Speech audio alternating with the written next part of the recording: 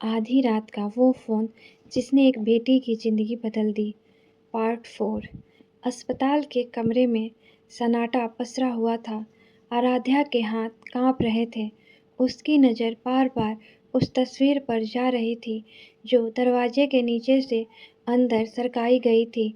तस्वीर के पीछे सिर्फ़ एक लाइन लिखी थी, अगर सच जानना है तो देर मत करना, क्योंकि इस बार कोई मरने वाला है। आराध्या का दिल ज़ोर-ज़ोर से धड़कने लगा। ये सब कौन कर रहा है? उसने घबराकर पूछा। माँ चुप थी। उनकी आँखों में डर साफ दिख रहा था, जैसे वो किसी ऐसे सच को जानती हो जो सब कुछ बदल सकता था। तभी अचानक माँ ने उसका हाथ कसकर पकड़ लिया। तुम वहाँ मत जाना। उनकी आवाज़ काँप रही थी। वो जगह बहुत खतरनाक है, लेकिन अगर मेरी असली माँ सच में जिंदा है तो। आराध्या की आंखों में आंसू बहने लगे। इतने साल मुझे झूठ में क्यों रखा गया? माँ रो पड़ी। क्योंकि हम तुम्हें खोने से डरते थे। तभी पीछे से पापा की आवाज़ आई, और अब और झूठ नहीं।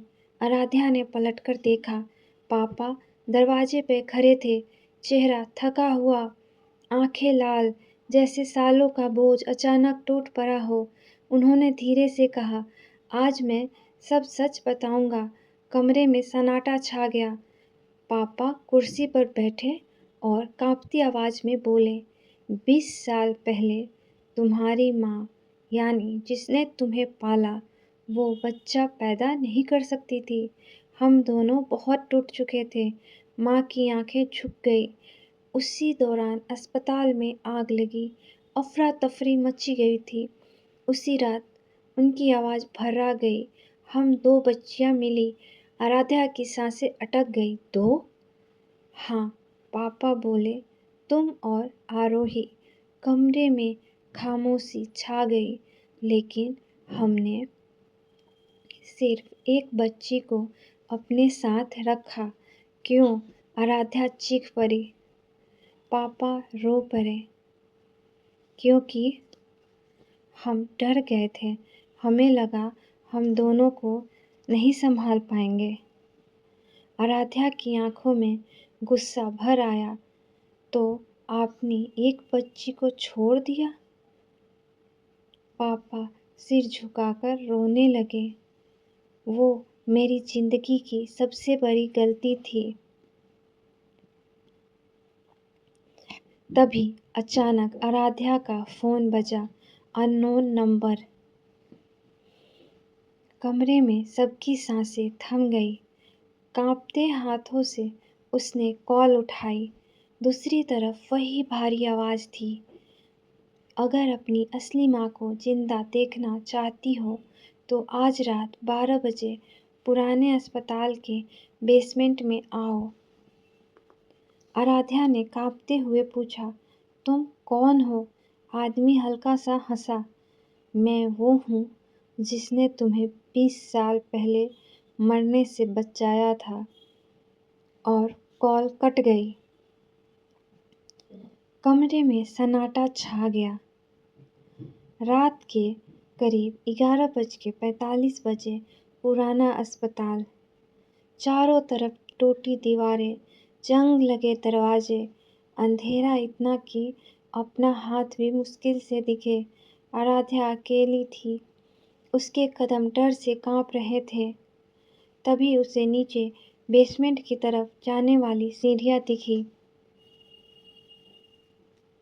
हर कदम के साथ उसका दिल और तेजी से धड़कने लगा। नीचे पहुंचते ही उसने देखा एक कमरा हल्की रोशनी से जगमगा रहा था। दरवाजा आधा खुला था।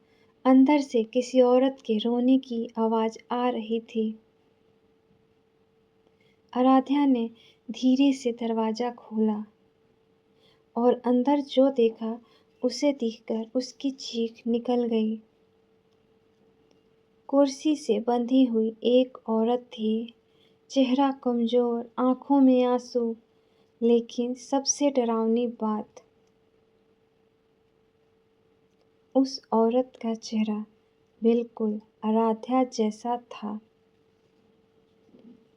माँ, आराध्या के मुंह से अचानक निकला और तभी पीछे से वही भारी आवाज़ गूंजी, मिल लो अपनी असली माँ से। आराध्या धीरे से पीछे मुड़ी और इस बार जो चेहरा सामने था उसे देखकर उसके होश उड़ गए। वो आदमी कोई और नहीं, उसका असली पिता था। Part 5 coming soon.